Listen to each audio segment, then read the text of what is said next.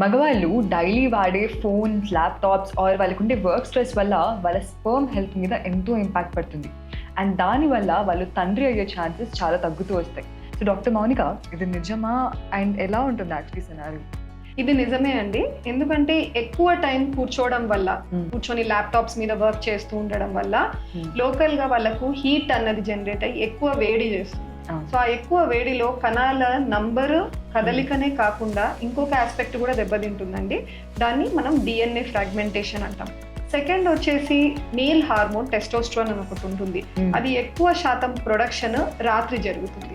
So మనం ఆ sleep cycle ని డిస్టర్బ్ చేసామనుకోండి, కరెక్ట్ గా నిద్ర టైం మనము ఏదైనా వర్క్ చేయడము, లేట్ నైట్ పార్టీయింగ్ చేయడము, వీటన్నిటి వల్ల కూడా వాళ్ళకు ఆ టెస్టోస్టెరాన్ హార్మోన్ లెవెల్స్ తగ్గిపోయి డైరెక్ట్ గా కణాల నంబర్ మీద ఎఫెక్ట్ పడుతుంది అనమాట.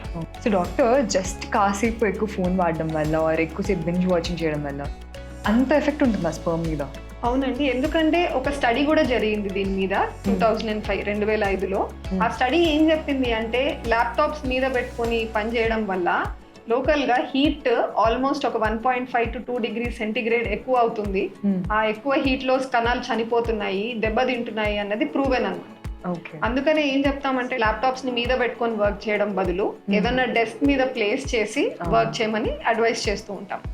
డాక్టర్, ఇప్పుడు స్పర్మ్ డ్యామేజ్ అవ్వకుండా ఉండాలంటే ఏం చేయాలి? అండ్ ఆల్సో ఒకవేళ ఆల్రెడీ స్పర్మ్ డ్యామేజ్ అయింది అంటే దానికి ఏమైనా టెస్ట్ చేయడానికి పాసిబిలిటీ ఉంటుందా అది గుర్తించడానికి? సింపుల్ స్టెప్స్ తీసుకోవచ్చండి. ఒకటి వచ్చేసి నేను ఆల్రెడీ ఎక్స్ప్లెయిన్ చేశాను, ల్యాప్టాప్స్ ని మీద పెట్టుకోవడం బదులు డెస్క్స్ మీద పెట్టి వర్క్ చేసుకోవడం. సెకండ్ వచ్చేసి ఏదైనా మూవీస్ చూస్తున్నాము లేదా ఇంట్లో డెస్క్ జాబ్స్ లో ఆఫీసెస్ లో వర్క్ చేస్తున్నారు, బ్రేక్స్ తీసుకోవాలి. ఎవ్రీ 1 hour లేదా 30 minutes ఒకసారి లేచి అటు ఇటు నడవడము లేదా. సో నెక్స్ట్ వచ్చేసి మనకు ఈ ఎంత మాత్రం డ్యామేజ్ జరిగింది ఈ స్పర్మ్స్ కి మనం తెలుసుకోవాలి అనుకుంటే కూడా కొన్ని టెస్ట్స్ అవైలబుల్ ఉన్నాయి. That is AI, artificial intelligence automated semen analyser. So ఈ పద్ధతి లేదా ఈ టెక్నాలజీ ద్వారా మనకు చాలా బెనిఫిట్స్ ఉన్నాయి. మనిషి కాదు, మెషిన్ చేస్తుంది కాబట్టి మనకు టైం రిక్వైర్డ్ రిపోర్ట్ రావడానికి చాలా తక్కువ అవుతుంది. సెకండ్ వచ్చేసి మల్టిపుల్ ఇన్ఫర్మేషన్ దొరుకుతాయి. అంటే వాటి నంబరు, కదలిక శాతమే కాకుండా స్పర్మ్ డిఎన్ఏలో డ్యామేజ్ ఎంత మాత్రం ఉంది అన్నది కూడా మనకు తెలిసిపోతుంది.